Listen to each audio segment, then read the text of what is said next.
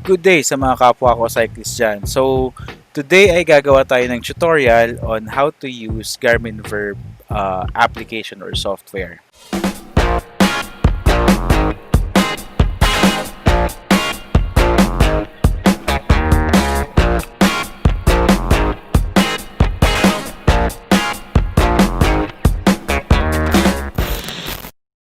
Kasi it has been weeks or after few months,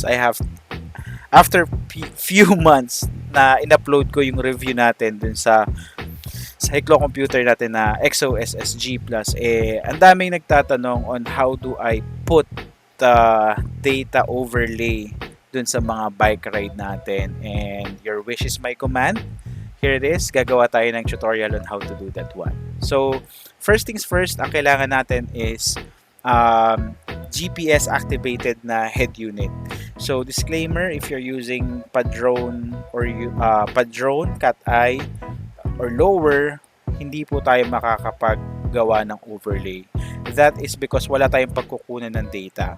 So, the reason bakit kailangan GPS is meron tayong tinatawag na .fit file. So, yung .fit file na yon is dun naka-input lahat ng data, kung nasan na tayong location, what's the current speed, etc. etc. And that is available sa G+. So, ipapakita ko muna sa inyo on how did I get that particular file dun sa head unit natin. Okay, so here's the video. So ayan, basically pinair ko lang yung Bluetooth ng cellphone ko dun sa G+ natin. And for the purpose of this video, kukuha lang ko ng any data na available dun sa G+ ko as of the moment. So this is my bike to work. So, kailangan mo lang siyang i-download. And ako, ang ginagawa ko is I share it on my personal FB account. Mini-message ko lang siya sa sarili ko so that mas easier na yung pagkuha ko ng data. So, once I go to my workstation, I can just go to Facebook and download the .fit file na shinare ko. So, ito wala na to. Ayan. So, that's how you get your .fit file into your GPS head units. Now, next thing that we have to do is to go to your Garmin Virb na application. So, we just have to do or to create a new video. So, halimbawa, tutorial Garmin. Okay. So, yan. This is our timeline. So, for the purpose of this tutorial, kukuha ko ng clips from our last Laguna Loop bike ride. Okay. So, siguro itong nasa ano na lang kami. Somewhere in Pagsanhan. Saan na ba yun? Pagsanhan. There you go. So, kailangan mo lang siyang i-drag dito sa import clips and photos. So, ayan na siya. Imported na natin. Then, just drag it to your timeline. Okay. So, eto na. Nakikita mo na yung video natin. Now, next thing that we have to do is to get your .fit file to import dito sa sa Garmin Virb edit natin. So, how to do that is go to Gmetrics, then select import Gmetrics.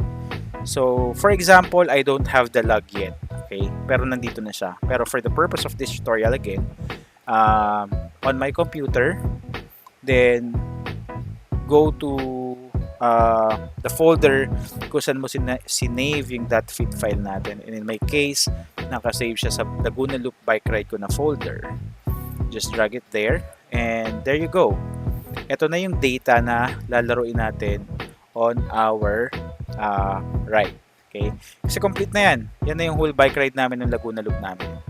So, after mo ma-import yan, just use this log and then you will be routed to your timeline with the template. Okay? Now, ako, may sarili akong template na ginagamit. So, I just have to delete this one. Okay. Delete muna natin siya. Okay.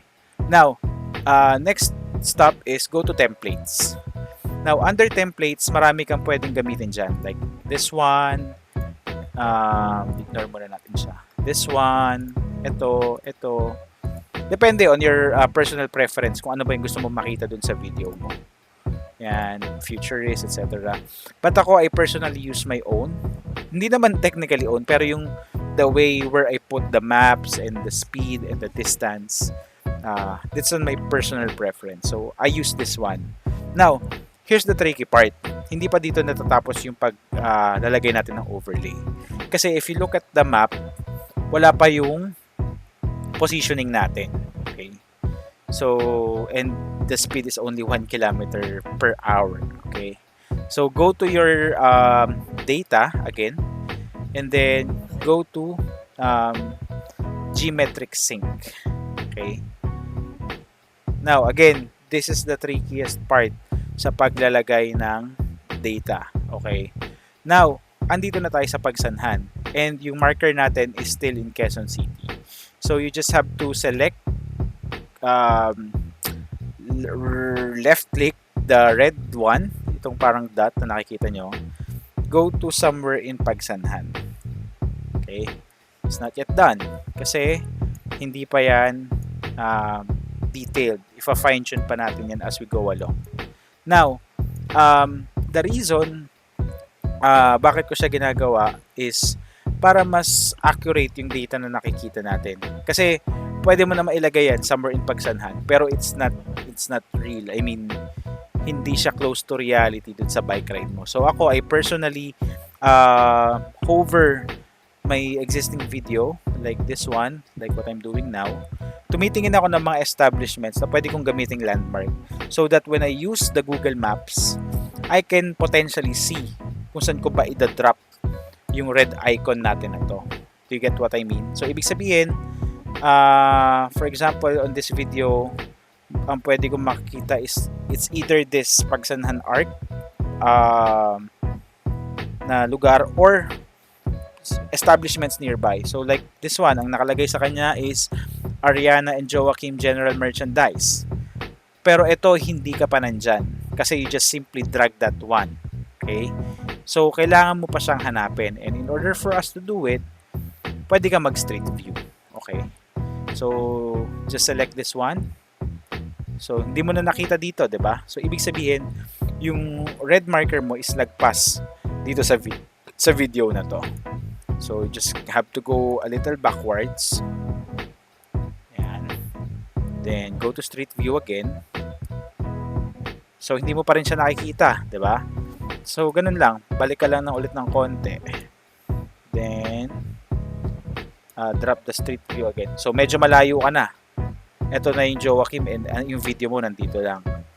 Okay. Balik ka lang ulit. Tapos, just move this cursor a little and then drag it again. Yan. We're very close. Kung gusto nyo super accurate ng data nyo. Yan. Kasi ako ay okay, sobra ka na. Balik natin ng konti. Ayan. Hopefully this works. No. One more. That's how you fine-tune. Ayan. So, medyo close to reality ka na. So, on that case, ibig sabihin, medyo align na yung video mo dun sa data na nakikita ng Garmin. So, you just have to click done.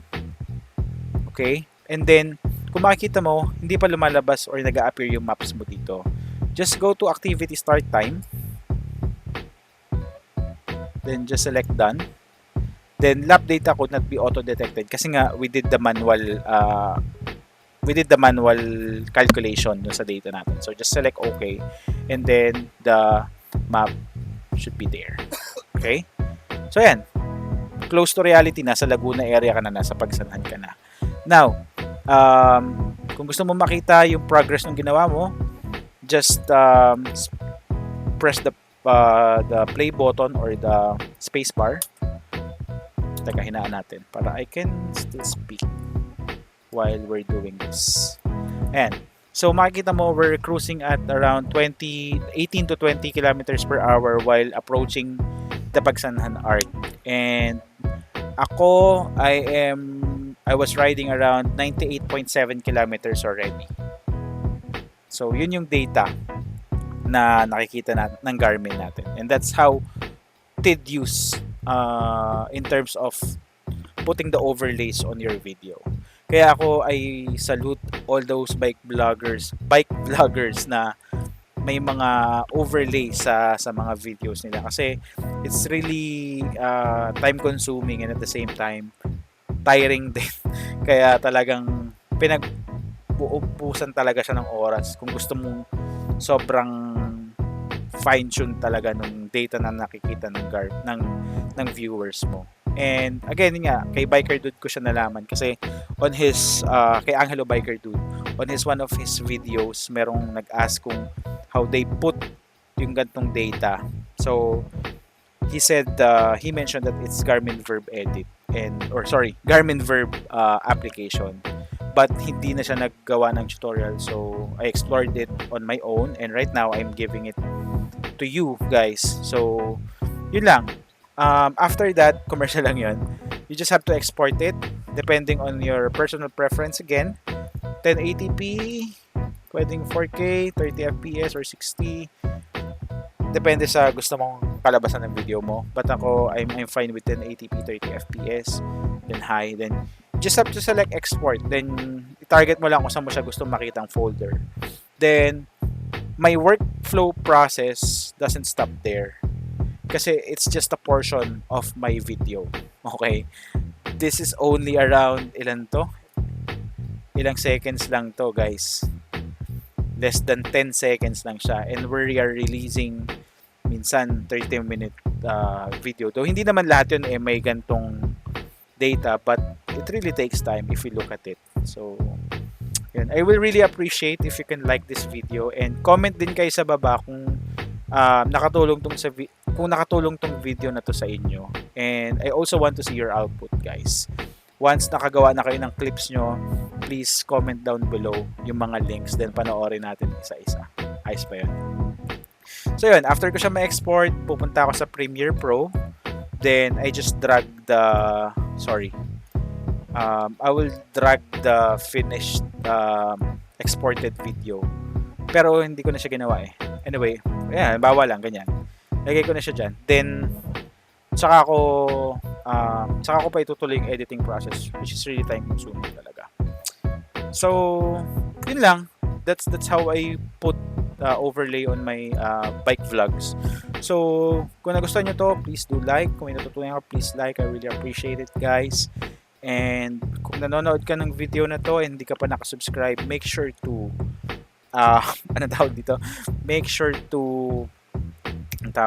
sorry, ilang tries ko na rin kasing ginawa yung video na to kasi nung una salita hindi pa rin naka-screen record, so I have to do it all over again.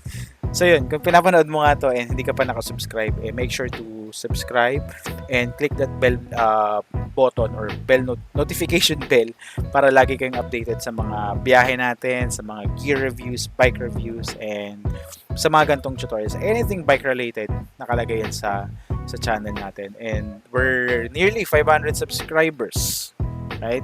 And as a way of saying thank you to you guys sa mga few supporters pa lang natin habang hindi pa ganun kalaki channel natin, this one way of expressing my appreciation sa pagtangkilik ng channel natin, lalo na sa mga nagtatanong ng gantong tutorial. Here it is. I will be uploading this on the 24th before mag-Christmas. So, Christmas gift ko na rin in a way sa inyo. And yeah, ano pa ba? Yun lang. Please stay safe and happy holidays to my fellow cyclists. And hopefully, if we ride, please make sure to follow social distancing and let's also follow the health protocols mandated by the government because COVID is still here, and we have to protect ourselves. And we are very lucky or privileged na pinapayagan na tayo ng government na mag-bike, alam mo yun, for exercise and everything.